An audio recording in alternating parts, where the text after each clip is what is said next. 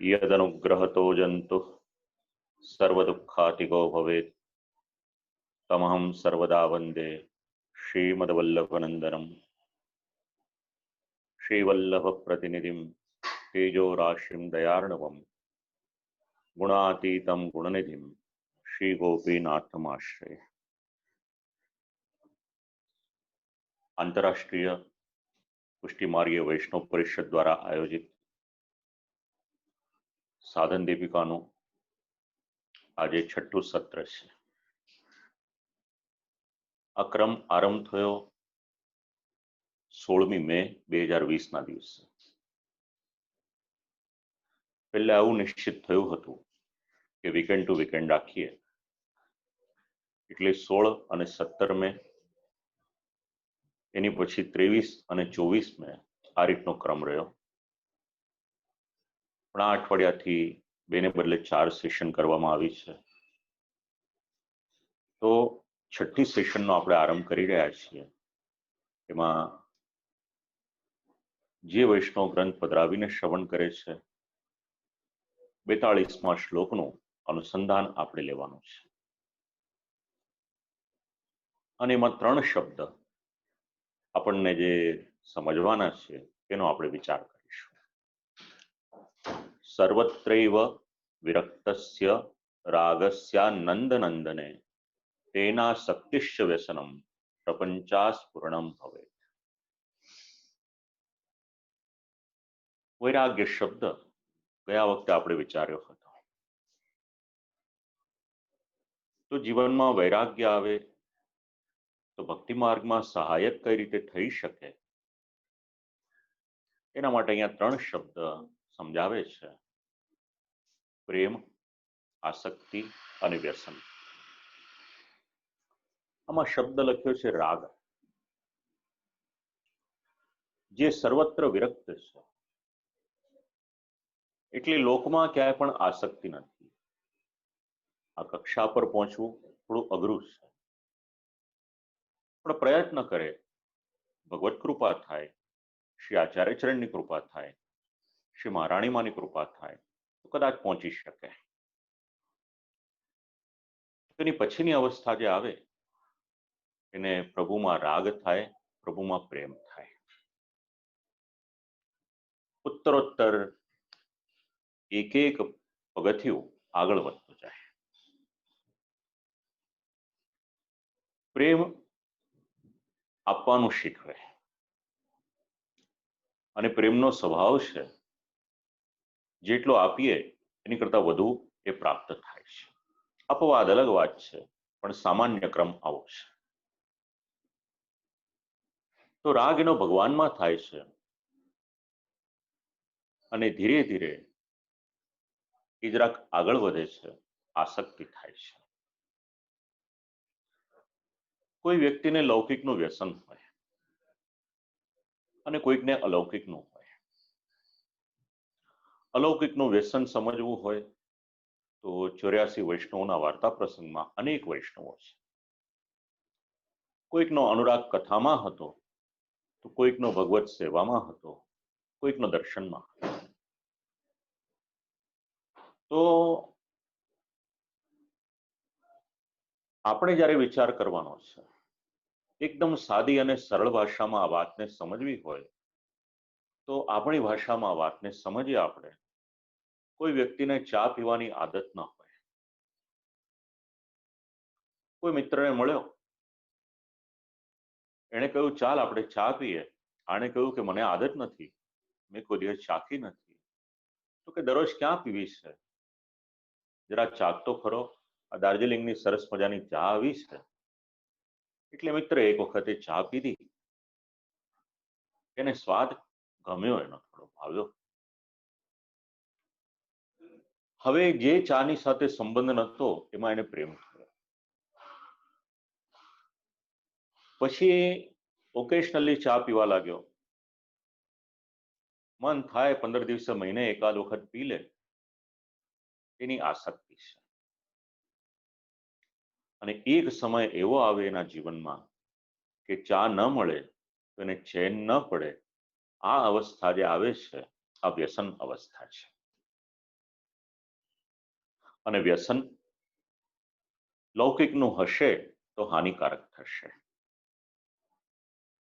જે આપણે હમણાં 15 દિવસ પહેલા જોયું, લોકડાઉનમાં વાઇન શોપ ખોલવામાં આવી તો 2-2 કિલોમીટર લાંબી લાઈન આવી ગઈ. આ વ્યસન છે એ લોકોને, પણ લૌકિકનું વ્યસન છે કે જે શરીરને પણ નુકસાન કરતા છે અને પરિવારને પણ નુકસાન કરતા છે. અને એના બદલે એ જ વ્યસન અવસ્થા જો ભગવાનમાં થઈ જાય તો જીવન ન્યાલ થઈ જાય. બસ આ 3 શબ્દ આપણે આપણી ભાષામાં સમજ્યા. આ શ્લોક પણ આપણને આ જ વાત સમજાવે છે. રાગ, જેમ ભગવાનમાં રાગ થાય એમ કરતા કરતા આગળ વધે તો એની રુચિ ભક્તિ એ વધારે પ્રવૃત્ત થતી જાય. પહેલા એની માર્ગમાં રુચિ થાય અને પછી ભગવાનમાં રુચિ થાય. 3 શબ્દ છે: માર્ગ, સંપ્રદાય અને ધર્મ. ઘણી વખત ન જાણતા કે અજાણતા આ ત્રણેય શબ્દને ભેગા કરી દેવામાં આવે છે. પણ જો ધર્મનું સ્વરૂપ સમજવું હોય તો આ ત્રણેય શબ્દોને અલગ અલગ સમજવા જરૂરી છે. તો પહેલા તો આ જીવની માર્ગમાં રુચિ થાય છે. એક રસ્તો મળે છે કે મારે અહીંયા ચાલવું જોઈએ, ગતિ કરે છે અને એના પરિણામે એની આગળ જતા ભગવાનમાં રુચિ થાય છે. અને આ રાગ એનો વધતો જાય, રુચિ થતી જાય, ભગવાનમાં અનુરાગ થતો જાય. પછી જે સાધનો આપણે આગળ વિચાર્યા હતા, થોડોક એનો એને સાથ મળે અને આમ કરતા કરતા વ્યસન દશા એને પ્રાપ્ત થાય છે. એ ભગવત કૃપા એની પર. અને વ્યસન દશા એને પ્રાપ્ત થાય એટલે પુષ્ટિમાં એનો પ્રવેશ એ તો નિશ્ચિત થઈ જ ગયો હોય. હવે એને વધારે ને વધારે આગળ વધવાનું છે. આમ ભગવાનમાં અનુરક્તિ એનું નિરૂપણ કરવામાં આવ્યું. હવે આ પ્રેમાસક્ત વ્યસન દશા જેને પ્રાપ્ત થઈ છે એનો પુષ્ટિમાં પ્રવેશ થયો એનું નિરૂપણ 43મા શ્લોકમાં સમજાવે છે. એવં નિરુદ્ધ ચિત્તસ્ય અનુગૃહીતસ્ય ચેષિતોઃ લીલા પ્રવેશ પિષ્ટસ્ય તસ્માન મચ્ચરણોક્તિથા. શબ્દ આપ્યો છે નિરુદ્ધ. શ્રીમદ ભાગવતનો 10મો સ્કંદ નિરોધ લીલા છે. ભગવાન શ્રી કૃષ્ણ ભૂતલ પર પધાર્યા. જેના જેના મન જ્યાં જ્યાં ભટકતા હતા ભગવાને બધેથી એમના મન વાળી અને સ્વસ્વરૂપમાં લગાવી દીધા. આ ભગવાનની નિરોધ લીલા છે. અનેક વ્યાખ્યાઓ ટીકાકારોએ કરી છે નિરોધ શબ્દની. હવે પ્રેમ, આસક્તિ અને વ્યસન આ બધી દશાઓ સિદ્ધ થઈ જાય એટલે ધીરે ધીરે જે સંસારમાં મન હોય એ મન એનું ભગવાનમાં વધારે ને વધારે લાગતું જાય છે. શ્રીમદ ભાગવતની કથા આપ લોકોએ અનેક વખત શ્રવણ કરી છે. એક અનુસંધાન યાદ કરાવું. ભગવાને જ્યારે વેણુનાદ કર્યો ત્યારે ગોપીજનો પોતાના પ્રત્યેક કાર્ય છોડી અને પ્રભુની પાસે આવ્યા છે. કારણ એક જ છે, એમનું મન પૂર્ણ રીતે ભગવાનમાં લાગી ગયું છે. અને જેનું મન ભગવાનમાં લાગે એને પછી લૌકિક કે સંસારિક વસ્તુઓ એ બહુ બાધા કરતી નથી. કારણ એમનું મન પ્રભુના શ્રીચરણમાં, ભગવાનના સ્વરૂપમાં નિરુદ્ધ પૂર્ણ રીતે લાગી ગયું છે. અને આવા જે છે અનુગ્રહિતસ્ય. ઈશનો અર્થ થાય છે ભગવાન. આવા જીવને સર્વાત્મ ભાવ સિદ્ધ થાય અને એ પ્રદાતા અગર કોઈક છે તો એ ભગવાન છે. અને સમય જતા આ જીવોનો ભગવાનની લીલામાં પ્રવેશ થાય છે. શબ્દ આપ્યો છે આમાં, લીલા પ્રવેશો પિષ્ટશ્ચ. લીલા પ્રવેશ એને બે રીતે વિચારી શકાય. એક, ભગવાનની લીલાની અનુભૂતિ થાય. વાર્તા પ્રસંગમાં પ્રમાણ છે એના. કોઈ વૈષ્ણવની પર વિશેષ અનુગ્રહ થયો તો ભગવાનની લીલાની અનુભૂતિ એમને થઈ. અને ગોપીજનો તો ક્ષણે ક્ષણે ભગવાનની લીલાને સતત અનુભવે છે. ભક્તિ માર્ગમાં સર્વોચ્ચ સ્થાને બિરાજમાન અગર કોઈ છે તો ગોપીજનો છે. અને એ જ લીલાની અનુભૂતિ ભગવાનના અત્યંત કૃપાપાત્ર અને શ્રી આચાર્ય ચરણના કૃપાપાત્ર સેવકોમાંથી પણ કોઈકને પ્રાપ્ત થઈ. આ લીલાની અનુભૂતિ આ એક અર્થ છે.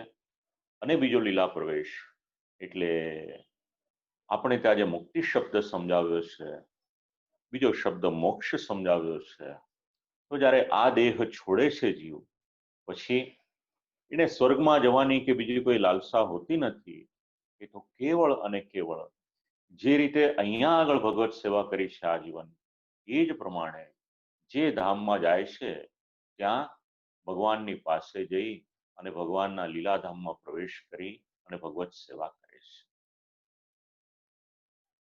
આ જ વાત શ્રી ગોપીનાથજી પ્રભુચરણ અહીંયા સમજાવે છે. અને ભક્તને જોઈએ શું?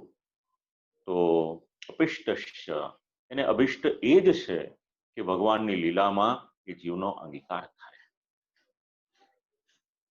જે રીતે શ્રી અમનાષ્ટકમાં આપણને નૂતન દેહની પ્રાપ્તિ સમજાવે છે, એવી જ રીતે આ કલેવર બદલાય છે. પણ જ્યારે દેહ છૂટે છે ને પ્રભુનો અનુગ્રહ હોય અને જો પ્રભુ પોતાના ધામમાં આપણને અવસર આપે તો ઠાકોરજીની સેવાનો ત્યાં પણ આપણને લાભ મળે છે. અને એના માટે આપણે શું કરવું પડે? તો ભગવાનનો આશ્રય કરવો પડે, ભગવાનની શરણે જવું પડે.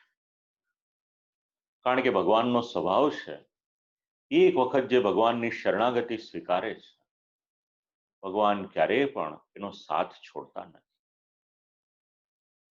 10મો સ્કંદ વાંચો. વરસાદ વરસ્યો. ગોપ લોકો, ગોપીજનો પોતાના બાળકોને લઈ અને પ્રભુની પાસે આવ્યા. નાના નાના બાળકોના મસ્તક પોતાના વસ્ત્રથી ઢાંકેલા છે, કારણ કે વરસાદ વરસી રહ્યો છે. ખૂબ તકલીફ થઈ રહી છે.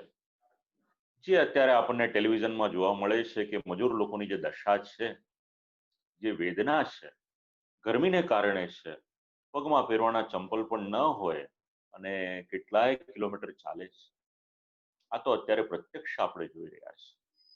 તો એ સમયે અનરાધાર વરસાદ વરસ્યો અને ભગવાનની પાસે આવ્યા. પણ વ્રજભક્તોએ જીવનમાં એક વ્રત રાખ્યું હતું કે ભગવાનની શરણાગતિ. અને એ સમયે ભગવાન એમની પર કૃપા કરે છે અને આશ્વસ્ત કરે છે. તસ્માન મત શરણમ ગોષ્ઠમ મન્નાથમ મત પરિગ્રહમ ગોપાયે સ્વાત્મયોગેન સોયમ મે વ્રત આહિતા. તમારું રક્ષણ કરવું એ તમારી જવાબદારી છે. ગોપાય, બિલકુલ ચિંતા કરશો નહીં. આપણી મુશ્કેલી ક્યાં છે? આપણી શરણાગતિ પણ અધૂરી છે અને આપણો આશ્રય પણ અધૂરો છે. માટે વારે ઘડીએ કંઈક દુઃખ આવે તો આપણી શ્રદ્ધા જરા ડગમગી જાય છે. પણ જો ભગવાનની અનંત કૃપા થાય અને શરણાગતિ અને આશ્રય જો સિદ્ધ થઈ જાય તો પછી ક્યારેય પણ આ ભગવાનના માર્ગમાંથી આપણે ચ્યુત થઈશું. બસ આ જ આપણે સમજવાનું છે આ બધા શ્લોકોમાંથી. અને ભગવાન શ્રી કૃષ્ણ પોતે જ શ્રી કૃષ્ણાવતારમાં જ આવો સંદેશ આપે છે એવું નહીં. વાલ્મીકી રામાયણમાં પણ શ્રી રામચંદ્રજી આ જ સંદેશ આપે છે. સકૃદેવ પ્રપન્નાય તવાસ્મીતિ ચ યાચતે. કે જે કોઈ મારી શરણે આવે છે અને એક વખત એવું કહી દે છે તવાસ્મી, હું આપનો છું, તો અભયમ સર્વભૂતેભ્યો દદામ્યેતત વ્રતમ મમ. તો પછી એના જીવનમાં અભય એ તો હું એને આપી જ દઉં છું. અમારે જીવનનું વ્રત છે. એટલે રામાવતાર હોય કે કૃષ્ણાવતાર હોય, જે પ્રભુને શરણાગત થાય છે એને અભય આપવાનું કાર્ય અગર કોઈ કરે છે તો ભગવાન શ્રી કૃષ્ણ કરે છે, શ્રી રામચંદ્રજી પણ કરે છે. અત્યારના આપણા મનમાં અનેક પ્રકારનો ભય છે. ઘણી મુશ્કેલીનો સામનો દરેક માણસ કરી રહ્યા છે અત્યારે. સામાન્યમાં સામાન્ય માણસ હોય એની પાસે કામ નથી, મધ્યમ વર્ગીય હોય એને એની કંપનીમાંથી પગાર કપાઈ ગયા છે, એક બિઝનેસમેન હોય આખી જેની જે સાયકલ ચાલતી હોય એ પૈસાનું ચક્ર અટકી ગયું છે. આમ દરેકના મનમાં કોઈક ને કોઈક પ્રકારની ચિંતા છે. એક વ્યક્તિથી લઈ અને દેશ સુધી, અને દેશથી લઈ અને વિશ્વના ઘણા બધા દેશો સુધી આ સમસ્યા અત્યારે પ્રસરેલી છે. તો તમારો ને મારો આધાર કોણ થઈ શકે? આવો એકાદ શબ્દ આપણને કદાચ માફક આવી જાય કે ભગવાનના શ્રીચરણની શરણાગતિને આશ્રય અને એના દ્વારા અભયની પ્રાપ્તિ મળી શકશે, તો પછી આ પરિષદે જે કંઈક કરેલું છે એ સાર્થક થઈ જશે. આજ આપણે સમજવાનું છે કે આપણા જીવનની સાથે આપણા ધર્મગ્રંથો કઈ રીતે જોડાયેલા છે. અલૌકિકમાં તો આપણું કલ્યાણ કરશે કરશે ને કરશે જ, પણ સાથે સાથે લૌકિકમાં પણ એનું અવાંતર ફલ છે, એના માટે આપણે પ્રયત્ન નથી કરવા. પણ જે જીવ પૂર્ણ શ્રદ્ધાથી ભગવાનના શ્રીચરણનો આશ્રય લેશે પછી એ ભગવદીય થઈ જાય, અને ભગવદીય થઈ જાય પછી એને કોઈ પણ પ્રકારનો ભય રાખવાની જરૂર નથી. એને કરવાનું શું? એને એના જીવનમાં કેવળ દ્રઢતા રાખવાની છે. દ્રઢતામાંથી ક્યારેય પણ ખસશો નહીં. દ્રઢ રીતે જેમના શ્રીચરણનો આશ્રય કર્યો છે એમને આજીવન વફાદાર રહેજો. આપણે લોયલ્ટી જાળવવાની આપણી, બાકી બધું શ્રી ઠાકોરજીની ઉપર છોડી દો. કારણ કે ભગવાને તો વચન આપ્યું જ છે કે એમનું રક્ષણ કરવાની જવાબદારી મારી છે, હું એમની પર અનુગ્રહ કરીશ. આ જ શરણાગતિ જે વ્યક્તિ સ્વીકારે છે એ પોતાના જીવનમાં ક્યારેય પણ પાપ કરતો નથી, એની સમજણ 44મા શ્લોકમાં આપી છે. ન પાપમ સકરોત્યેવ પ્રમાદેત્યાશુ નિષ્કૃતિ અજ્ઞાત સ્ફલિતાનાંચ હરિરેવ પરાગતિ. શબ્દ સમજવા જેવા છે. શાસ્ત્ર અલગ અલગ પ્રકારના પાપ સમજાવે છે. કોઈક પાપ એવું છે કે જે દુનિયાને દેખાય છે, અને કોઈક પાપ એવું છે કે દુનિયાના લોકો જોઈ નથી શકતા. અને જે પાપ વિશ્વના લોકો જોઈ નથી શકતા એ પાપ ભગવાન જોઈ શકે છે. અને જે દિવસે પછી આપણો ફેસલો થાય બધો, એ પાપનું ફલ પણ ભોગવવાને માટે તૈયાર રહેવું. આજે વિશ્વમાં આટલી આપત્તિ આવી છે. મહાપુરુષો શાસ્ત્રના આધારે વચન સમજાવે છે. પુણ્યનું ફલ એનું નામ સુખ, અને પાપનું ફલ એનું નામ દુઃખ છે. દુનિયામાં કેટલા પાપ વધ્યા હશે આપણે કલ્પના કરી શકીએ એમ નથી. શ્રીમદ ભાગવતનો પ્રથમ સ્કંદનો 16મો અધ્યાય ખૂબ શાંતિથી વાંચો. અને ધર્મ પૃથ્વીને પૂછે છે કે કયા કારણે તમને પીડા થઈ છે. એ કારણો જે આપ્યા છે એને વાંચો તો સમજણ પડશે કે પૃથ્વીને પીડા કેટલા પ્રકારે થઈ શકે છે. પણ જે ભગવાનનો ભક્ત થાય એ પોતાના જીવનમાં ક્યારેય પણ કોઈ પણ પ્રકારનું પાપ જાણી જોઈને કરતો નથી. શ્રી ગોપીનાથજી પ્રભુચરણ આ જ વાત સમજાવે છે. ન પાપમ સ કરોત્યેવ. પણ કદાચ અસાવધાનીથી પ્રમાદને કારણે પાપ થઈ જાય તો પછી મનમાં ને મનમાં પશ્ચાતાપ કરે છે. આનું નિરાકરણ પણ શ્રીમદ ભાગવતના 6ઠા સ્કંદના 1લા અધ્યાયમાં આપેલું છે કે જાણી જોઈને પાપ કરીને પ્રાયશ્ચિત્ત કરે તો એ પાપમાંથી મુક્ત થઈ શકે કે નહીં? પરીક્ષિત રાજાનો પ્રશ્ન છે. અને શ્રી પ્રભુચરણની આજ્ઞા પણ અહીંયા સમજાવી છે. પ્રાયશ્ચિત્તાની ચિરણાની ન પુનંતિ પ્રાંગમુખમ. એની પર આખો જ એક સ્વતંત્ર લેખ લખવામાં આવ્યો છે. પણ જો ખરા હૃદયથી અજાણતા કરેલું પાપ હોય, પ્રભુના શ્રીચરણમાં ક્ષમા માંગે પ્રાયશ્ચિત્ત કરે મનથી ને મનથી, તો ભગવાનનો સ્વભાવ કેવો છે? ભગવાન ઉદાર હૃદયવાળા છે, એને ક્ષમા પણ કરી દેશે. અજ્ઞાત સ્ફલિતાનાંચ હરિરેવ પરાગતિ. પ્રમાદમાં અસાવધાનીમાં થયો હોય તો ભગવાન એના દોષને પશ્ચાતાપ કરે તો ક્ષમા કરી દે છે, કારણ એ ભગવાનનો સ્વભાવ છે. અને ભગવાન એના દોષને દૂર પણ કરી દેશે, અને પછી એને પરાગતિની પ્રાપ્તિ થાય છે. એ ભગવાનની એની પર કૃપા થાય છે, કારણ કે આપણો માર્ગ જ કૃપા માર્ગ છે. કૃપા કહીએ, અનુગ્રહ કહીએ કે પુષ્ટિ કહીએ, અર્થઘટન તો એક સમાન જ આવશે. હવે કોઈ ભક્ત અપરાધ કરે તો ભગવાન દયાથી પ્રસન્ન તો થઈ જાય છે, પણ આપણે જાણતા કે અજાણતા ભગવાનના કેટલા અપરાધ કરીએ છીએ એ પણ વિચારવા જેવું છે. 45મા શ્લોકમાં આપણે પ્રવેશ કરીએ. હરિર્ભક્તાપરાધેષુ દયયૈવ પ્રસીદતિ, દોષેષુ ન ગતિસ્તસ્માન દોષાન સંપરિવર્તયેત. હવે ભગવાનનો ભક્ત, અહીંયા શબ્દો છે હરિભક્ત. તો હરિભક્ત કોને કહેવાય? હરિ એટલે ભગવાન. હરિ શબ્દની પાછી વ્યાખ્યા સંસ્કૃતની અલગ છે, પણ આપણે સમજ માટે એવું વિચારીએ કે હરિભક્ત એટલે ભગવાનનો. તો સર્વજીવેષુ યો વિષ્ણુમ ભાવયેત સમતાધિયા હરો કરોતિ ભક્તિશ્ચ હરિભક્તસ્સ ચ સ્મૃતા. જેના હૃદયમાં સર્વાત્મ ભાવયુક્ત થઈ ગયો છે, જેની દ્રષ્ટિ ક્યાંય પણ જાય છે એને ભગવાન સિવાય બીજું કંઈ પણ દેખાતું નથી, આવી જેની દ્રષ્ટિ થઈ જાય એ ભગવાનનો ભક્ત છે, એ હરિભક્ત છે. બહુ કઠિન છે આ બધું જીવનમાં ઉતારવું આપણે, પણ ભગવાનની કૃપા હોય તો કદાચ અહીંયા સુધી પણ પહોંચી શકાય.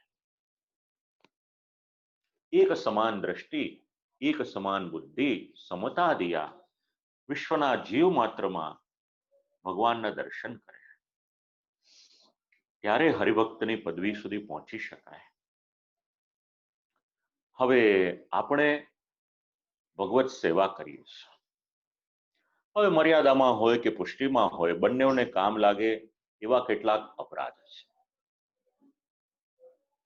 કુલ મળી અને 64 અપરાધનું નિરૂપણ છે, અને એનું અનુસંધાન પદ્મપુરાણ અને વારાહ પુરાણ છે. 64 અપરાધ તો આપણે નહીં વિચારીએ, પણ કેટલા જ અપરાધ છે કે જે આપણે જાણતા કે અજાણતા કરીએ છીએ, તો એ ન કરવા જોઈએ. એના માટેનું કંઈક અનુસંધાન આપણે આ શ્લોકના માધ્યમથી વિચારીએ. શાસ્ત્ર સમજાવે છે, પુરાણો સમજાવે છે, ભગવાનની પાસે જાઓ તો કોઈ પણ પ્રકારનો અહંકાર લઈને ન જશો, અને શક્ય હોય તો ચાલતા જઈ શકો તો વધારે સારું. એક દૈન્ય આવશે, જેટલા સાધનોના આવરણ અને જે પ્રકારના બીજા બધા અહંકારના આવરણ આપણે ભગવાનની પાસે લઈને જઈશું, તો ત્યાં જવામાં ખૂબ તકલીફ થશે. એ માર્ગ વ્યતીત કરવો પણ મુશ્કેલ થશે. પણ આ બધું જ બાજુ પર મૂકી દઈએ અને કેવળ ભગવાનનો સેવક છું આવો ભાવ લઈને જઈશું તો વાંધો નહીં આવે. પ્રમાણ છે વાર્તા પ્રસંગમાં, એક રાણી હતી, મેંઢ બાંધી અને પડદો રાખીને દર્શન કરવા ગઈ તો ત્યાં કઈ પરિસ્થિતિ થઈ હતી એ પ્રસંગ વાંચશો એટલે આ વાત સમજાઈ જશે. તો એવો અપરાધ ક્યારે પણ કરશો નહીં.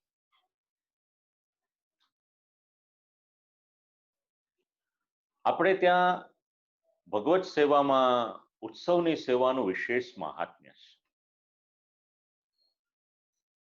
એ સિદ્ધાંત પણ વાર્તા પ્રસંગમાંથી મળશે કે ડોલોત્સવ કરવાનો હતો અને એક સેવક એ પોતાની યાત્રામાંથી પાછા આવીને પ્રભુનો ડોલોત્સવ કરી અને પાછા પોતાના કાર્યમાં જોડાય છે. તો શક્ય હોય તો ક્યારેય પણ ઉત્સવની સેવા છોડશો નહીં.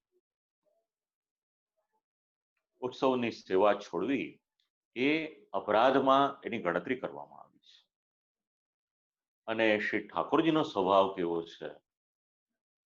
આપણા ઠાકોરજી પણ ઉત્સવની પ્રતીક્ષા કરે છે કે ક્યારે ઉત્સવ આવે અને મારો સેવક, મારો ભક્ત મને વધારે લાડ લડાવે.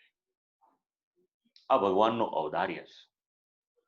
આપણી વગર શ્રી ઠાકોરજીનું કાર્ય અટકી નથી જવાનું, પણ એ પ્રભુનું ઔદાર્ય છે કે પ્રભુએ આપણને આ રીતે અંગીકાર કર્યા છે. તો ઉત્સવની સેવા ન કરવી એ પણ એક અપરાધ છે. ત્રીજી વાત, ક્યારેય પણ પ્રભુની સામે જાઓ તો દંડવત પ્રણામ કર્યા વગર, નમસ્કાર કર્યા વગર ત્યાંથી નીકળશો. જો વગર દંડવત કરે કે વગર પ્રણામ કરે ભગવાનના સ્થાનમાંથી નીકળીશું તો શાસ્ત્ર એવી સમજણ આપે છે કે એ પણ એક બહુ મોટો અપરાધ છે. શક્ય હોય તો સિદ્ધાંત યાદ રાખજો. કારણ એક સામાન્ય વ્યક્તિ હોય, એક દ્રષ્ટાંત આપું આપ લોકોને. દ્રષ્ટાંત એટલે પ્રસંગ નહીં, પણ કોઈ વ્યક્તિ ન્યાયાલયમાં જાય છે, કોર્ટમાં જાય છે, અને એ સમયે ત્યાં આગળ જજ આવે અને જાય તો બંને વખતે બધા લોકો ઊભા થઈ એમનું સન્માન જાળવે છે. તો જેનો પંચમહાભૂતનો બનેલો આ દેહ છે, જે નાશવંત છે, એના પદની આપણે આટલી ગરિમા જાળવીએ તો પછી જ્યાં સાક્ષાત ભગવાન બિરાજમાન હોય ત્યાં આપણે પ્રણામ કર્યા વગર કઈ રીતે નીકળીએ? વાત નીકળી તો ભગવાને યાદ કરાવ્યું, આપ લોકોને કહું. કોને આપણે મળીએ છીએ એ પ્રમાણેના શિષ્ટાચાર છે. બે વૈષ્ણવો અરસપરસ મળે છે તો ભગવત સ્મરણ કરે છે, જેને આપણે આજની ભાષામાં જય શ્રી કૃષ્ણ કહીએ છીએ. આ બંનેનું અનુસંધાન આપણા ગ્રંથમાં મળશે. પણ આપણે કોઈક વિદ્વાનની પાસે જઈએ છીએ, કોઈક આચાર્યની પાસે જઈએ છીએ, તો પછી ત્યાં આગળ આપણે મર્યાદા જાળવવાની, પ્રોટોકોલ જાળવવાનો. ત્યાં આગળ પછી આપણે પ્રણામ અથવા તો દંડવત પ્રણામ કરીએ એ વધારે સારું છે. તો શ્રી ઠાકોરજીની સન્મુખ આપણે જ્યારે જઈએ તો એ સ્થાનમાં પ્રણામ કર્યા વગર બહાર ન નીકળીએ. બીજું, પ્રણામ કરવાના, પણ અપવિત્ર અવસ્થા હોય ત્યારે પ્રણામ કરશો નહીં. જેવી રીતે આપણે ત્યાં સંપ્રદાયમાં આપણને એવું સમજવા મળે છે કે જ્યારે આપણે શ્રી ઠાકોરજીની સન્મુખ છીએ, ભગવત સેવામાં છીએ, અવસરમાં છીએ, અને એ સમયે કોઈ પણ આવે, આવીને કોઈ આપણને જય શ્રી કૃષ્ણ કહે તો ત્યાં આગળ આપણે જય શ્રી કૃષ્ણ નથી બોલતા. ત્યાં આગળ કોઈ આવી અને આપણા માટે ગમે એટલું આદરણીય હોય પણ શ્રી ઠાકોરજીની સન્મુખમાં કોઈને પણ દંડવત પ્રણામ કરાતા નથી. આ મર્યાદા છે. કારણ સર્વોચ્ચ સ્થાનમાં કોઈ બિરાજમાન છે તો શ્રી ઠાકોરજી છે. પછી આપણે સેવાના ક્રમમાંથી જરાક બહાર આવીએ ત્યારે સંપૂર્ણ આદર જાળવીએ, એમાં કોઈ ના નથી. એવી જ રીતે જો અપવિત્ર અવસ્થા હોય તો ત્યારે કોઈને પણ દંડવત પ્રણામ કરશો નહીં, અને ભગવાનને તો ખાસ નહીં. શાસ્ત્ર તો ત્યાં સુધી સમજણ આપે છે કે સૂતક હોય તો સૂતકમાં પણ કોઈને પણ દંડવત પ્રણામ કરશો નહીં. તો અશુદ્ધિમાં ભગવાનને પ્રણામ ન કરવા. અને પ્રણામની વાત ચાલે છે તો સાથે સાથે એક અપરાધ લગભગ ઘણા બધા લોકો કરતા હોય છે. પ્રભુની પાસેથી આપણે જઈએ તો એક હાથ આપણે આપણા હૃદય ઉપર પધરાવીએ છીએ અને પછી આપણું માથું નમાવીને આપણે પ્રણામ કરીએ છીએ. પણ શાસ્ત્ર એની અનુમતિ આપતું નથી. ક્યારેય પણ એક હાથેથી પ્રણામ કરશો તો એ ભગવાનનો અપરાધ છે. અત્યાર સુધી કદાચ કર્યું હોય, પ્રભુની પાસે ક્ષમા માંગી લઈએ, પણ હવેથી એ અપરાધ આપણે ન કરીએ. અજાણતા પણ જે થયું એના માટે માફી માંગી લઈએ, પ્રાયશ્ચિત્ત કરી લઈએ મનથી ને મનથી, પણ ભવિષ્યમાં એવું કરશો નહીં. પુરાણ અનુસાર એ ભગવાનનો અપરાધ છે. એવી જ રીતે ભગવત સેવા થઈ રહી છે, અથવા તો શ્રી ઠાકોરજી બિરાજમાન છે, તો પ્રભુની સન્મુખમાં આપણાથી ભોજન ન કરાય, એ અપરાધ છે. બીજું, ભગવાનની સામે મોટે મોટેથી કોઈની સાથે વાત ન કરાય, ભગવાનની સામે ક્યારેય પણ ખોટું ન બોલાય, આ બધા અપરાધ છે. અને શક્ય હોય તો પ્રભુની સામે બીજા કોઈની પણ સાથે લૌકિક કોઈ પણ પ્રકારની વાત કરશો નહીં. શાસ્ત્ર એની અનુમતિ નથી આપતું. કોઈ બહુ મોટા માણસને મળવાને માટે આપણે જઈએ તો ત્યાંના પ્રોટોકોલ આપણે જાળવીએ છીએ, તો આપણે જ્યારે ભગવાનની સન્મુખ હોઈએ છીએ, જેમના એક એક રૂમમાં એક એક બ્રહ્માંડ છે, અનંત બ્રહ્માંડોના જે નાયક છે, એમની સન્મુખમાં જ્યારે આપણે જઈએ છીએ, તો એટલીસ્ટ ભગવાનની મર્યાદા જાળવવી, પ્રોટોકોલ જાળવવા આપણા માટે જરૂરી છે. ભગવાનની સામે લડાઈ ન કરશો, ભગવાનની સામે રુદન ન કરશો, રડશો નહીં, અપરાધ છે. એવી જ રીતે કયા વસ્ત્ર પહેરવા કયા ન પહેરવા આગળ ઉપર આવશે, એની વાત કરીશું. પણ ભગવાનની સામે કોઈની સ્તુતિ અને કોઈની નિંદા કરીએ તો એ પણ અપરાધ છે. આવી રીતે અનેક પ્રકારના અપરાધ એને સમજાવવામાં આવ્યા છે. એક અપરાધ એવો પણ છે, ભગવાનને અથવા તો કોઈ પણ દેવને પણ વાસી પુષ્પ ક્યારેય પણ ધરશો નહીં. તુલસી પત્ર માટે શ્રી શાલિગ્રામજીને સમર્પિત કરવાના હોય, તેના માટે શાસ્ત્રએ અમુક નિયમ આપ્યા છે, પણ બાકી વાસી પુષ્પ ભગવત સેવામાં કે પૂજામાં ક્યારેય પણ ઉપયોગમાં લેશો નહીં. અને જો પુષ્ટિમાં છીએ તો સેવામાં ધોતી ઉપરણો વગેરે ધારણ કરવાનો હોય તો લાલ રંગ એમાં ગ્રાહ્ય કરવામાં આવ્યો નથી. આવા ઘણા બધા અપરાધ છે. ભગવાનની સન્મુખમાં પાન ચાવવું એ પણ અપરાધ છે.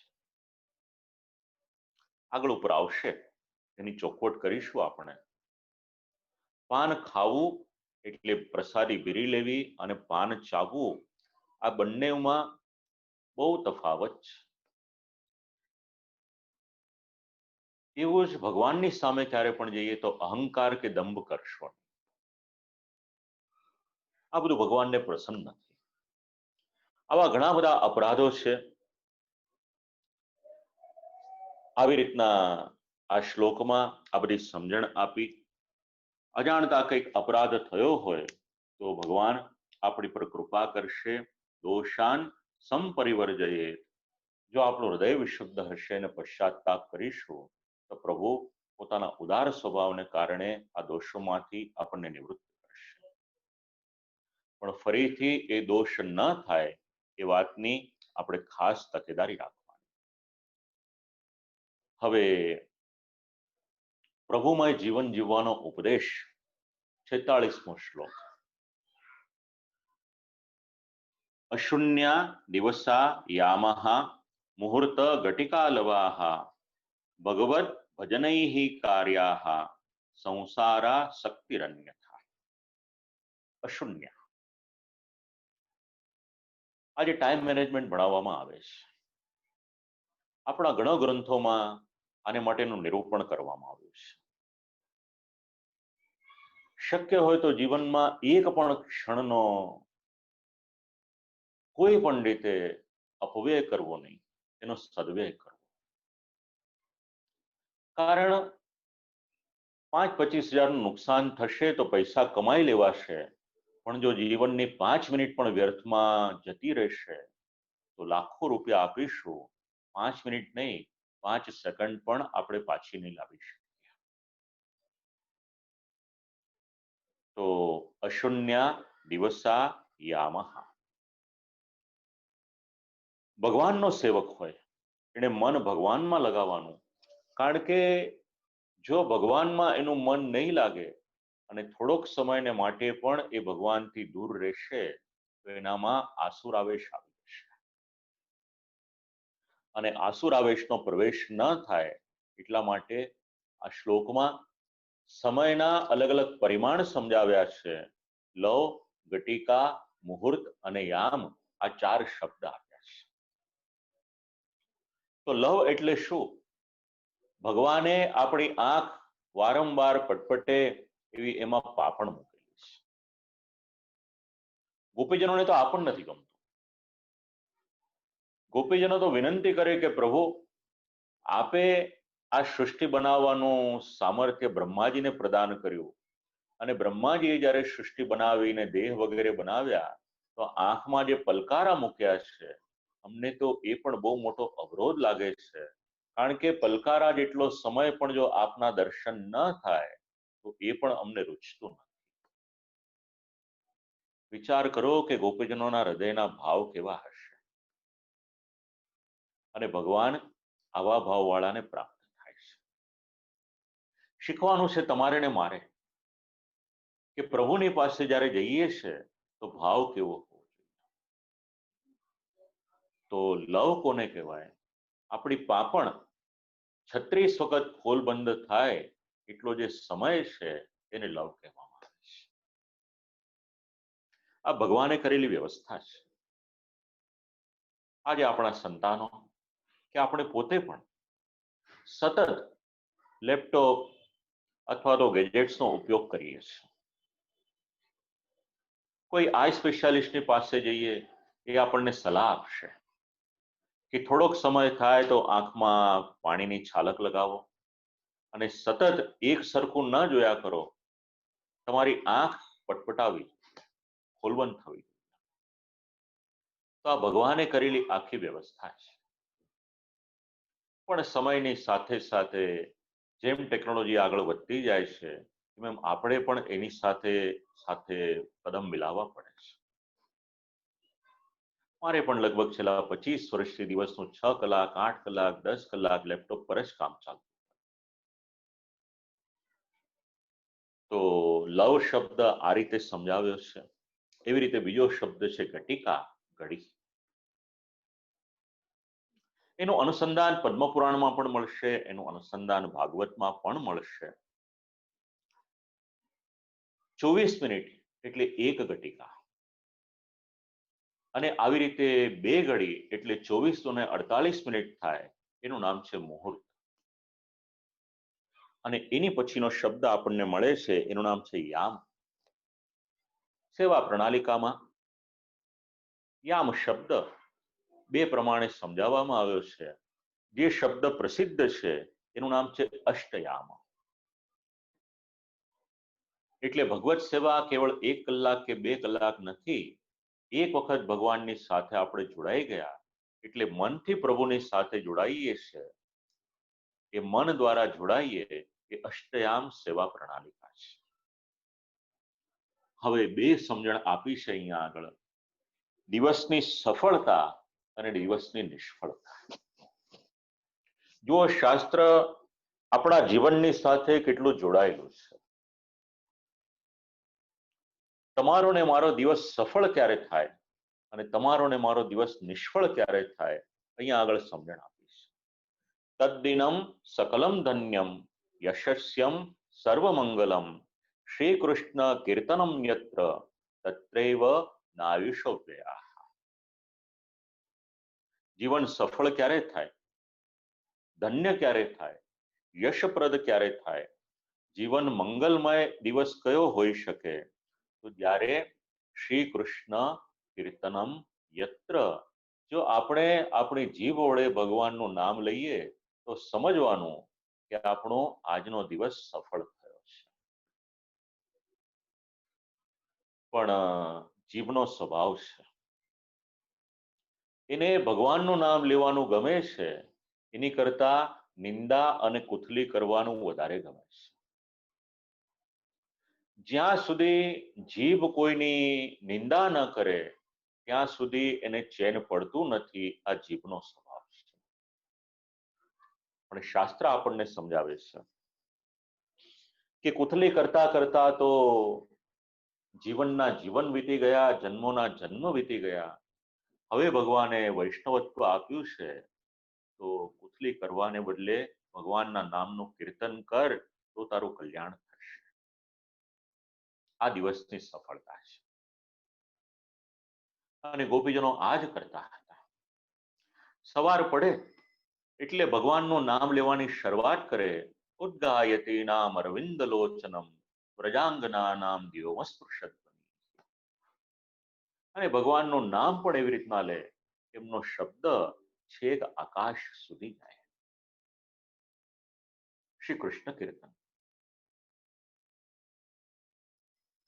હવે નિષ્ફળ દિવસ કયો કે દિવસની અસફળતા કઈ? તદ્દિનમ દુર્દિનમ મન્યે મેઘાશ્ચિન્નમ ન દુર્દિનમ યદ્દિનમ કૃષ્ણ સંલાપ કથા પિયુષ વર્જિત.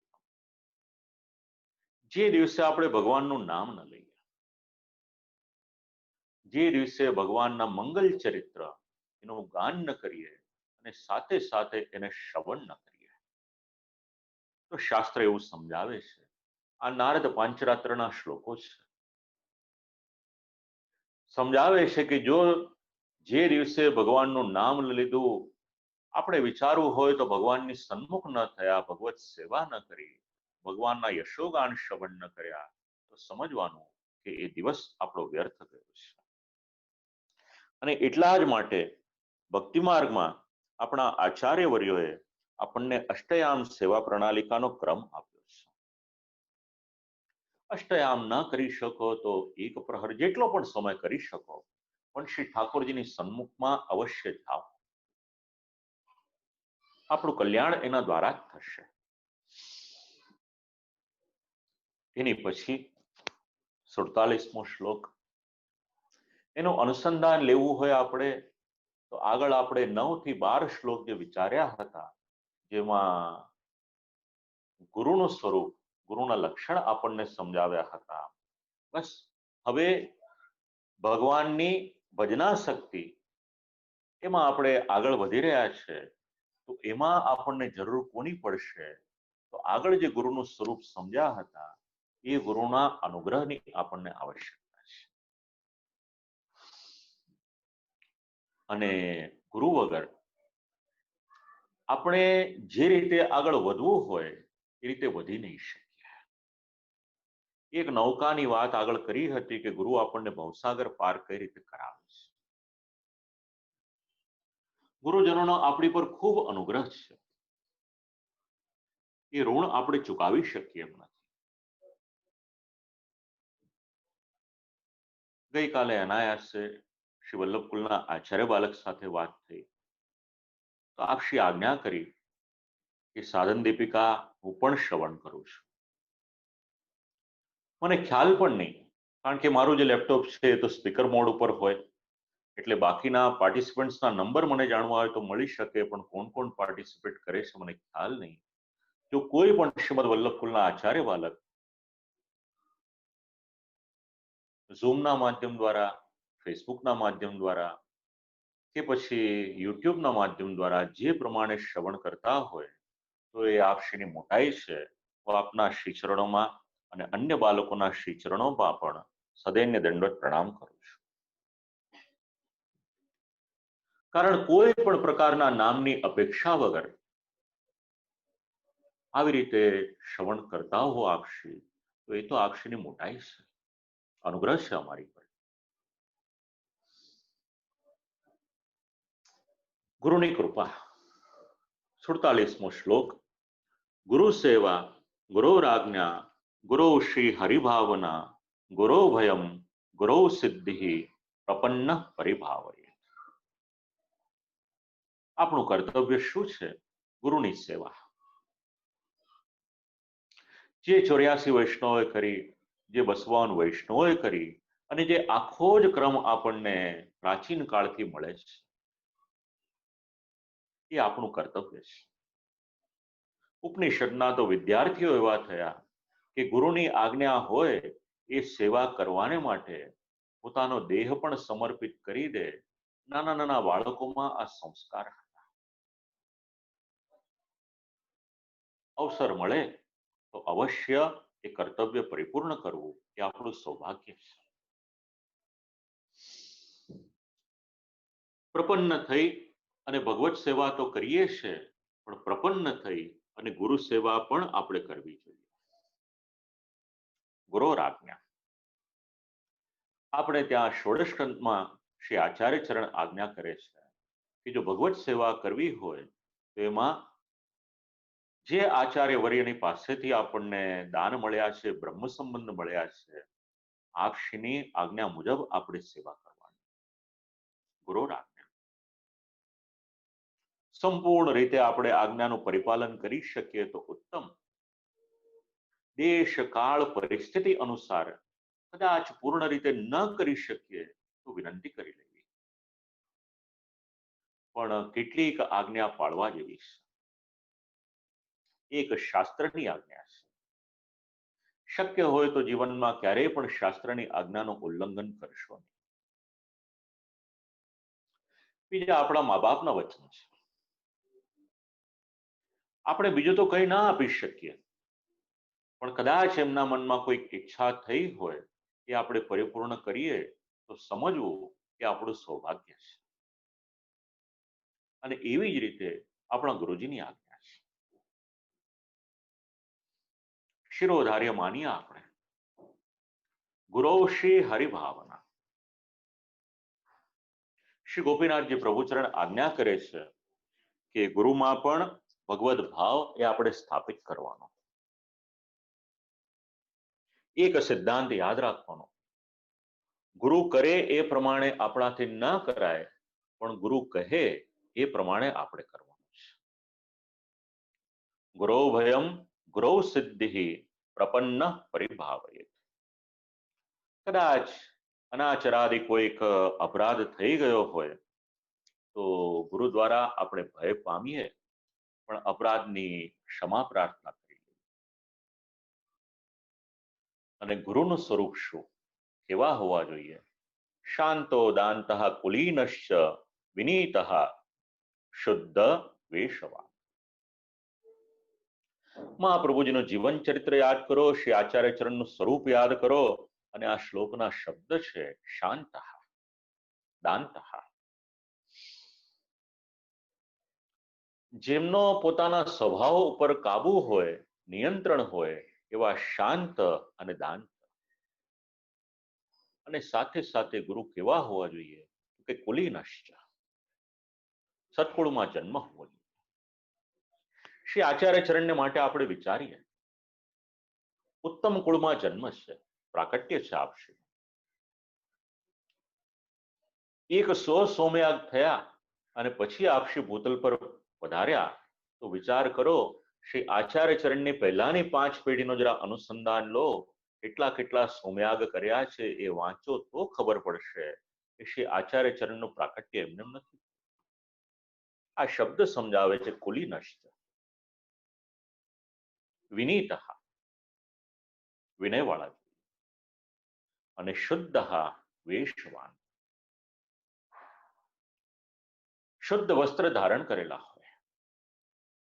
શ્રી મહાપ્રભુજીનો જીવન ચરિત્ર અને સ્વરૂપ અને શ્લોકના એક એક શબ્દ આપણે વિચારીએ તો આપણને ખબર પડે કે આપણે ભાગ્યશાળી છીએ કે આપણને શ્રી આચાર્ય ચરણ ગુરુ તરીકે, આચાર્ય તરીકે પ્રાપ્ત થયા છે. 2 શબ્દ છે, ગુરુ અને આચાર્ય. ચાલો એની ચર્ચામાં નથી જતા, આપણે પાછો સમય વધારે જશે. હવે આપણે 48મા શ્લોકમાં પ્રવેશ કરીએ, જેમાં જેવી રીતે ગુરુનું ગૌરવ જાળવવાનું છે એવી જ રીતે ભગવદીયનું ગૌરવ પણ આપણે જાળવવાનું.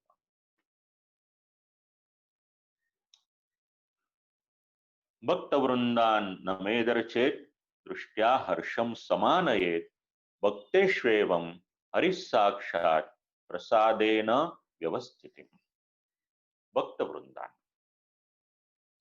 એટલે ભક્તોનો સમૂહ એવો જે હોય અથવા તો એકલો ભક્તો હોય તો પણ એમને પ્રણામ કરવાના, એમને સત્કાર કરવાના. શાસ્ત્ર સમજાવે છે. આપણે સંપ્રદાયની વાત ચાલે છે તો સંપ્રદાયની વાત કરીએ. સંપ્રદાયમાં વૈષ્ણવની ખૂબ ગરિમા છે. એની સાથે સાથે એ વાક્ય પણ યાદ રાખવાનું, કેવળ બ્રહ્મ સંબંધ લઈને વૈષ્ણવત્વ નહીં પ્રાપ્ત કરવાનું. વૈષ્ણવત્વના જે ગુણો છે એ ગુણોને આપણે આપણા જીવનમાં ઉતારવાના, તો આપણે વૈષ્ણવ. બાહ્યાચાર તો થઈ ગયો, એ તો શ્રી મહાપ્રભુજીની કૃપા છે. પણ બાહ્યાચારની સાથે સાથે આપણા અંતરને આપણે જે અલંકૃત કરવાનું છે એ વૈષ્ણવના લક્ષણો વડે કરવાનું છે. આવા વૈષ્ણવ જ્યારે આપણે મળીએ, ભેટો થાય, આપણે ત્યાં આવે ત્યારે દૃષ્ટ્યા હર્ષમ સમાનયે. વ્યક્તિના મનના ભાવ ક્યાંથી ખબર પડે? બે ક્રિયા દ્વારા ખબર પડે. એક કોઈક વ્યક્તિ હસે, કોઈને મળ્યા ને હસે સામેથી, તો હસવાનો જે ભાવ છે એ તો પ્રાકૃત હોઈ શકે. ખૂબ પ્રેમથી ભેટે પણ ખરા, પણ જુદા પડીએ એટલે નિંદા કરવાની શરૂ કરે, એટલે કેવળ હાસ્ય પર્યાપ્ત નથી. એ વ્યક્તિના ભાવ જાણવા હોય તો ક્યાંથી સમજણ પડે? અહીંયા શબ્દ લખ્યા છે દૃષ્ટ્યા, એટલે આંખ દ્વારા. અને આંખની ભાષા જેને સમજાશે એને ઘણી બધી સમજણ પડી જશે. એનો હર્ષ હશે પછી એની પાસે શબ્દ નહીં હોય. એ પોતાની આંખ વડે વાત કરશે. અને આનું પ્રમાણ શ્રીમદ ભાગવત આપે છે. ભગવાન જ્યારે પ્રકટ થાય છે, ઘણા બધા ગોપીજનો ભગવાનને ઘેરી વળે છે, પણ એક ગોપી એવી હતી, દૂર જ ઊભી છે, ભગવાનની પાસે નથી જતી, અને ત્યાં આગળ ઊભી રહી પોતાની આંખ વડે શ્રી ઠાકોરજીના સ્વરૂપને પોતાના હૃદયમાં પધરાવે છે. હૃદયનો આનંદ, એની અનુભૂતિ ક્યાંથી થઈ શકે આપણને? સામેવાળાની દ્રષ્ટિ આપણે જોઈએ. આ શ્લોક આપણને સમજાવે છે દૃષ્ટ્યા હર્ષમ સમાનયે. એટલે ઉપરની પ્રસન્નતા નહીં, પણ અંતરની પ્રસન્નતા. ભક્તેશ્વેવમ હરિસાક્ષાત. ભક્ત આવે, સમજવાનું કે આ તો ભગવાનની કૃપા થઈ છે. આપણે કીર્તન સાહિત્ય તો એને ઘણી ગરિમા આપે છે. વાર્તા પ્રસંગને ઘણી ગરિમા આપે છે. અને પ્રસાદેન વ્યવસ્થિત, પોતાના હૃદયના ભાવ અભિવ્યક્ત કરવાના. સંપ્રદાયના આધાર સ્તંભમાં 3 શબ્દ આપણે અનેક વખત બોલીએ છીએ: હરિ, ગુરુ અને વૈષ્ણવ. ઘણો બધો આવી જાય છે આમાં. બસ એ જ સિદ્ધાંત આપણને આ શ્લોકમાં સમજવા મળે છે. હવે એનાથી આગળ આપણે વધીએ એટલે ભક્તિની સિદ્ધિ પ્રાપ્ત કરવી છે, આપણે ભક્તિને વધારે સિદ્ધ કરવી છે. તેના માટેના 3 સાધન છે કે જેના દ્વારા ભગવાનમાં આપણે પ્રેમ કરી શકીએ. 49 અને 50 આ 2 શ્લોકો છે. શક્ય હોય તો યાદ રાખવા જેવા છે. ભક્તિ માર્ગમાં આગળ વધવું હશે તો ઉપયોગી છે. પ્રપન્ન ભક્ત પ્રવાહમાંથી મર્યાદા ભક્તિમાં આવે, મર્યાદામાંથી પ્રેમ રૂપા પુષ્ટિમાં એનો પ્રવેશ થાય, તો એના માટે એને થોડોક પ્રયત્ન તો કરવો પડે. અને એ પ્રયત્ન કયો છે? આ શ્લોક: વિના ભક્ત પ્રસંગેન સદગુરો કૃપયા વિના શ્રી ભાગવત શાસ્ત્રેણ વિના ભક્તિ કથમ ભવેત વિના ગદગદ કંઠેન દ્રવતા ચેતસા વિના વિના નૃત્યેન ગાનેન હરિપ્રીતિ કથમ ભવેત. એટલે ભગવાનમાં ભક્તિ, ભગવાનમાં પ્રીતિ, એના માટેના સાધન સમજાવે છે. પહેલું સાધન વિના ભક્ત પ્રસંગેના. ભક્તનો પ્રસંગ એટલે શું? જેને આપણે સત્સંગ કહીએ છીએ. જીવનમાં સત્સંગ જરૂરી છે. શબ્દ સમજીએ કે સત્સંગ એટલે શું,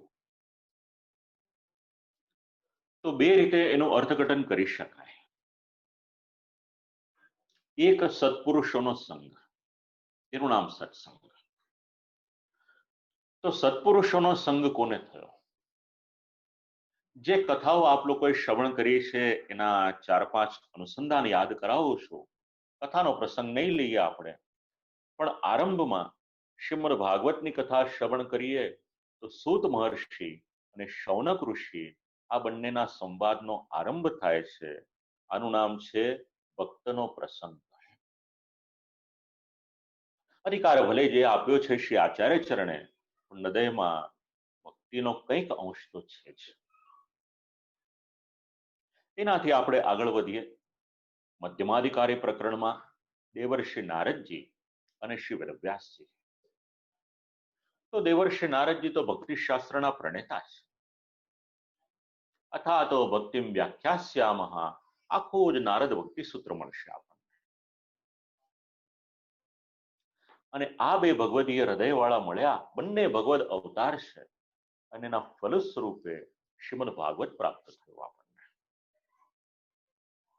અને એનાથી આગળ વિચારીએ રાજા પરીક્ષિત અને શ્રી સુખદેવજી મહારાજ, કે જેમનો અધિકાર ઉત્તમ માનવામાં આવ્યો છે. શ્રી સુખદેવજી મહારાજ તો પરબ્રહ્મમાં લીન હતા, પણ શ્રીમદ ભાગવતના શ્લોકો શ્રવણ કરી અને ભક્તિમાં પ્રવેશ થયો, અને પછી એ ભક્તિનો નિજાનંદ પોતે સતત અનુભવી રહ્યા છે. ત્યાંથી શરૂ કરીએ અને શ્રીમદ ભાગવતના જેટલા પ્રસંગો, ઘણા બધા પ્રસંગો આપણને સત્સંગ શબ્દનો અર્થ સમજાવે છે. શક્ય હોય સદપુરુષોનો સંગ કરો, વિદ્વાનોનો સંગ કરો, આચાર્યોનો સંગ કરો, જેના હૃદયમાં સાત્વિકતા છે એમનો સંગ કરો. હવે કદાચ એવું થાય કે જે દેશમાં આપણે રહેતા હોઈએ ત્યાં આગળ કોઈ સત્પુરુષ ન મળે, તો શું કરવું? તો શાસ્ત્ર સમજાવે છે આપણને કે કોઈ વ્યક્તિ વિશેષ ન મળે તો ચિંતા કરશો નહીં. આપણે ત્યાંના જે ધર્મગ્રંથો છે એ ધર્મગ્રંથોનો સતત સંગ રાખશો તો એ પણ સત્સંગ જ છે. અને એ જ પરંપરા આપણે ત્યાં હતી. દરેકના ઘરમાં રાત્રિના સમયે સત્સંગ થતો હતો, અને સત્સંગના ફલ સ્વરૂપે અનેક દિવ્ય સિદ્ધાંતોની સમજણ આવતી. ભગવાન સ્વયં શ્રીમુખે શ્રીમદ ભાગવતના 11મા સ્કંદમાં આજ્ઞા કરે છે કે જો મને મેળવવો હોય તો જીવનમાં સત્સંગ નામનો શબ્દ અપનાવી લેશો તો પણ હું મળી જઈશ. તો કલિયુગમાં શક્ય હોય, અત્યારની પરિસ્થિતિ તો આપણને સત્સંગ કરવા માટે પ્રેરે છે, પણ જ્યારે જીવનમાં સમય ન હોય ત્યારે પણ જેટલો સમય કાઢી શકો. કારણ કે આપણે ત્યાં તો પ્રસંગ એવો પણ મળે છે કે 2 ઘડી જીવ્યા એનો આખો પ્રસંગ છે. સત્સંગ શબ્દ સમજવાને માટે ખૂબ ઉપયોગી પ્રસંગ છે, પણ એક શબ્દમાં પછી આપણે એટલું ડિટેલમાં વિચાર કરવા જઈશું તો પછી ક્યારે ગ્રંથ પરિપૂર્ણ થાય એ પ્રશ્ન થાય, અટકી જવાય. પણ શક્ય હોય સત્પુરુષોનો સંગ રાખો, અને એ સત્પુરુષો પણ કેવા, એના લક્ષણ શાસ્ત્રે જે બતાવ્યા છે. કપિલ ગીતા વાંચો એટલે સત્પુરુષ કેવા હોવા જોઈએ એના લક્ષણ મળી જશે. એવા પુરુષોનો સંગ કરો, કારણ કે કલિયુગમાં સાચા માણસો મળવા એ બહુ અઘરું કાર્ય છે. બીજી વાત સમજાવી કે સદગુરુની કૃપા, સદગુરોહો કૃપયા. તો હમણાં જ આપણે આગળના શ્લોકમાં વિચાર કર્યો કે સદગુરુ આપણા જીવનમાં કેટલા આવશ્યક છે અને કઈ રીતે ગરિમા જાળવવી જોઈએ. અને ત્રીજી વાત સમજાવી છે, શ્રી ભાગવત શાસ્ત્રેણ વિના, જો જીવનમાં સત્સંગ નહીં હોય, જો જીવનમાં સદગુરુ નહીં હોય અને જો જીવનમાં શ્રીમદ ભાગવત નહીં હોય તો ભક્તિ માર્ગમાં આગળ આપણી ગતિ કઈ રીતે થશે? તો શ્રીમદ ભાગવતજીની જરૂરિયાત શેના માટે? તો શ્રી મહાપ્રભુજી તત્વાર્થ દીપ નિબંધના સર્વનિર્ણય પ્રકરણમાં એક કારિકા સમજાવે છે. ગીતા સંક્ષેપતસ્તસ્યા વક્તા સ્વયંભૂત હરિ તદ વિસ્તારો ભાગવતો સર્વ નિર્ણય પૂર્વકમ વ્યાસઃ સમાધિના સર્વમાહ કૃષ્ણોક્તમાદિતા. ભગવાને શ્રીમદ ભગવદ્ ગીતાજીનો ઉપદેશ આપ્યો અર્જુનજીને, એ સંક્ષિપ્તમાં ઉપદેશ. એના પ્રવક્તા સ્વયં ભગવાન શ્રી કૃષ્ણ છે. અને એ જ ભગવદ્ ગીતાનો વિસ્તાર અગર વિચારવો હોય તો શ્રીમદ ભાગવત છે. ઘણા શ્લોકોની સંગતિ આપણે કરી શકાય એમ છે. જેવી રીતે શ્રીમદ ભગવદ્ ગીતા ભગવાનની વાણી, શ્રીમદ ભાગવત એનું પણ અનુસંધાન લઈએ ને વ્યાખ્યા વિચારીએ તો સાક્ષાત ભગવતા પ્રોક્તમ એ પણ ભગવાનની વાણી છે. અને જો સંસાર સાગર પાર કરવો હશે તો એમાં આપણને ત્રીજા સહાયક તરીકે કોઈક છે તો શ્રીમદ ભાગવત છે. જો પ્રેમ લક્ષણા ભક્તિના માર્ગમાં આપણે આગળ ને આગળ વધારે વધવું હશે તો શ્રીમદ ભાગવત આપણા માટે સહાયક છે. અને શ્રી આચાર્ય ચરણના પ્રાકટ્યનો એક હેતુ શ્રીમદ ભાગવતજીના દિવ્ય અર્થોને પ્રકટ કરવાનો હતો. એ જ શ્રી આચાર્ય ચરણ આજ્ઞા કરે છે કે આ અર્થઘટન કરવાનું બીજા કોઈનું સામર્થ્ય ન હતું, માટે ભગવાને મને આજ્ઞા કરી અર્થમ તસ્ય વિવેચિતુમ નહિ વિદુર. તો આ આખી જ કારિકા આપણે વિચારીએ. અર્થમ તસ્ય વિવેચિતુમ નહિ વિભુર વૈશ્વાનરાદ્વાક્પતે રન્યસ્તત્ર વિધાયમાનુષ્તનુમ મામ વ્યાસવત શ્રીપતિ. આ ભગવાનનો અનુગ્રહ કે શ્રી આચાર્ય ચરણ ભૂતલ પર પધાર્યા અને 7 પ્રકારે શ્રીમદ ભાગવતનું અર્થઘટન આપણને સમજાવ્યું. જો ભક્તિ માર્ગમાં આગળ વધવું છે તો શ્રીમદ ભાગવતની સંગતિ પણ સાથે રાખો. અને શ્રીમદ ભાગવત ભગવાનમાં પ્રેમ કરવાનું આપણને શીખવાડે છે. તો ભક્તિની સિદ્ધિના 3 સાધન છે. ભક્તનો સત્સંગ કરો, ભક્તનો પ્રસંગ કરો, સદગુરુનો આશ્રય અને માર્ગદર્શન સ્વીકારો, અને સાથે સાથે જીવનમાં શ્રીમદ ભાગવતને અપનાવો. હવે આ ત્રણેય આવ્યું એની પછી આપણે શું કરવાનું? તો વિના ગદગદ કંઠે દ્રવતા ચેતસા વિના વિના નૃત્યેન ગાનેન હરિપ્રીતિમ કથમ ભવેત. તો જો ભગવાનની પાસે જવું છે આપણે તો હૃદયમાં દૈન્ય હોવું જરૂરી છે. શુદ્ધ પુષ્ટિની મનોદશા જો અભિવ્યક્ત કરવી હોય તો પોતાના કંઠ દ્વારા થશે. અને એ કંઠ કેવો ગદગદ થઈ જાય ત્યારે સમજવું કે ભક્તિ માર્ગમાં આપણે આગળ વધી રહ્યા છીએ. પ્રેમ, આસક્તિ અને વ્યસન એ આપણને સિદ્ધ થઈ રહ્યું છે. અને આપણો કંઠ ગદગદ ક્યારે થશે? જ્યારે આપણું હૃદય દ્રવીભૂત થશે ત્યારે. અને હૃદય દ્રવીભૂત ત્યારે થશે જ્યારે એમાં દૈન્ય આવશે ત્યારે. સાધનથી ભગવાન પ્રસન્ન થશે કે નહીં એ તો પ્રશ્ન છે, પણ જો દૈન્ય નામનું આપણી પાસે એક ઉત્તમ સાધન હશે, એ દિવ્ય સંપત્તિ હશે, તો ભગવાન આપણી પર અનુગ્રહ અવશ્ય કરશે. આમ કરતા કરતા ભક્તિ માર્ગમાં આપણે વધારે ને વધારે આગળ વધી શકીશું. એવું કહેવાય છે કે શ્રી નારદ પાંચરાત્રના જ આ બંને શ્લોકનું અનુસંધાન અહીંયા લેવામાં આવ્યું છે. હવે 51મો શ્લોક, ભગવાનની માયાને તરવાની કઈ રીતે? તો ભગવાનની માયાને તરવાને માટેનો માર્ગ આપણને શ્રીમદ ભાગવતનો 11મો સ્કંદ સમજાવે છે અને શ્રીમદ ભગવદ્ ગીતા સમજાવે છે. તો શ્રીમદ ભગવદ્ ગીતાના 7મા અધ્યાયનો 14મો શ્લોક, એનું જ અવતરણ અહીંયા વિચારી શકાય આપણે. દેવી હેષા ગુણમયી મમ માયા દુરત્યયા મામેવ યે પ્રપદ્યન્તે માયા મેતામ તરંતિ. ભગવાનની માયામાં આખું જ વિશ્વ અટવાયેલું છે. તમારી મારી વાત તો શું કરવી? ભગવાનનો જેમની પર અનુગ્રહ હતો, બ્રહ્માજી પણ ભગવાનની માયામાં અટવાયા. શાક લીલાનો પ્રસંગ વાંચી લો, વનભોજનનો પ્રસંગ વાંચી લો, ખબર પડી જશે. ભગવાનના લીલાના સ્થાનમાં આવ્યા છે. એની પહેલા ભગવાનનો અપરાધ કર્યો, નાના નાના વાછરડાઓને લઈ લીધા. આ બ્રહ્માજીએ કરેલો ભગવાનનો અપરાધ, કારણ કે ભગવાનની માયામાં અટવાયા.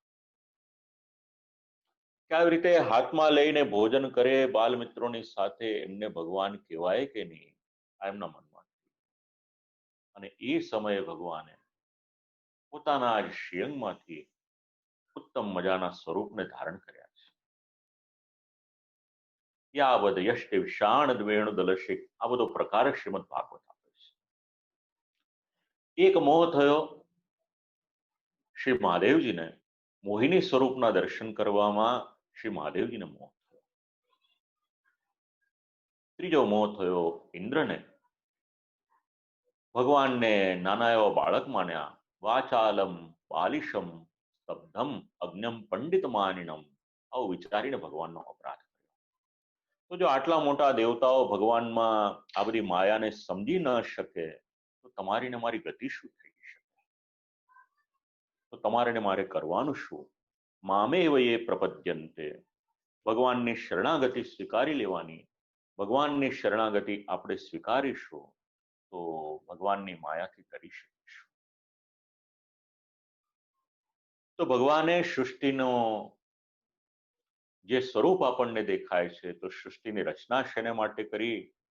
તો શ્રીમદ ભાગવતનો શ્લોક અનુસંધાન આપણે લેવાનું અહીંયા 52મા શ્લોકની સાથે. ક્રીડાર્થમ અસૃજત પૂર્વમ સ્વાત્મના સ્વાત્મકમ જગત.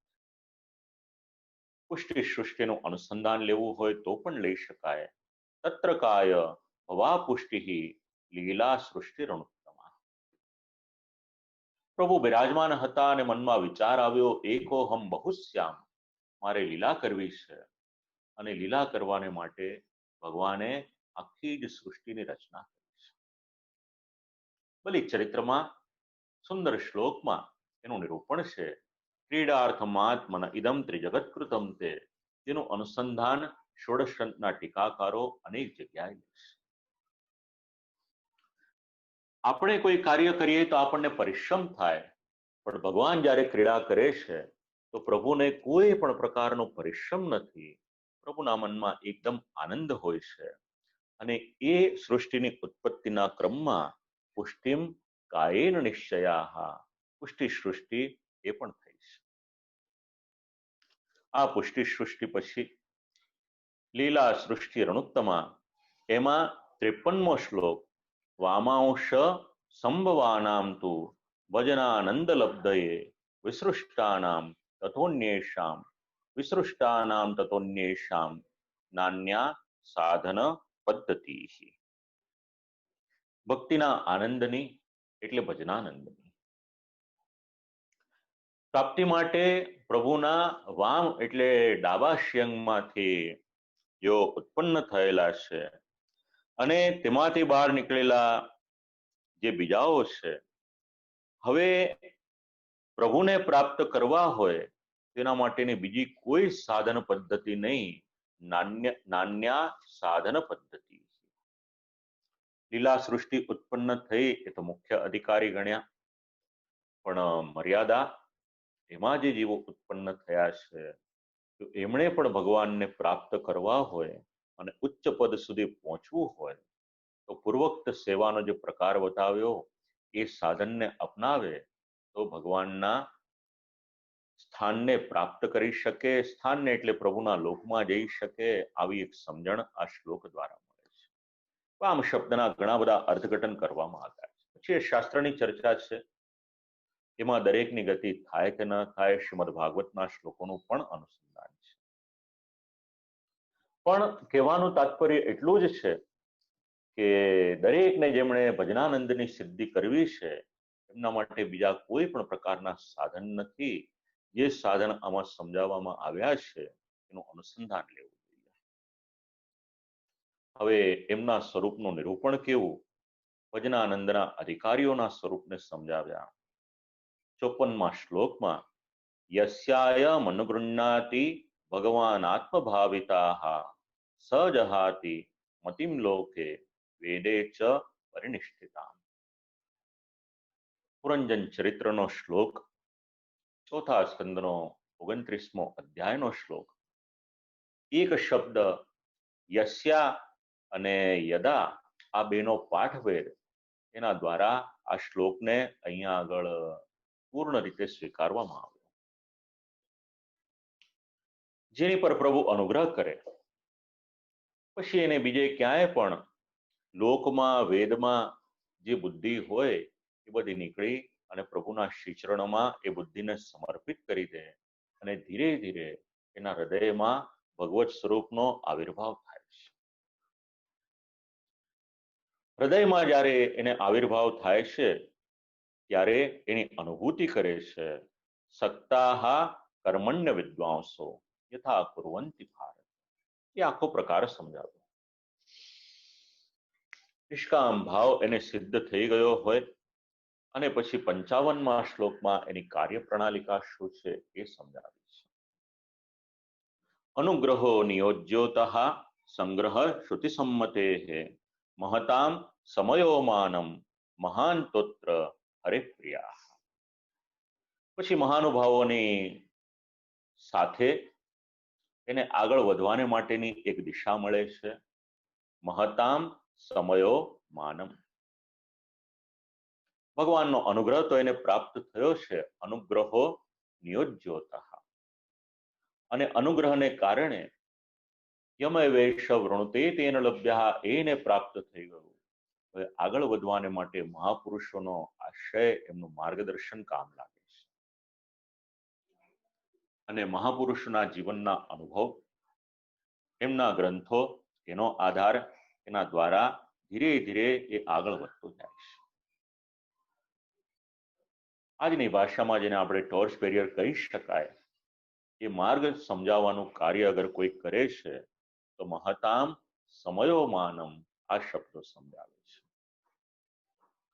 અને એના માટેના સાધન 56મા શ્લોકમાં સમજાવ્યા.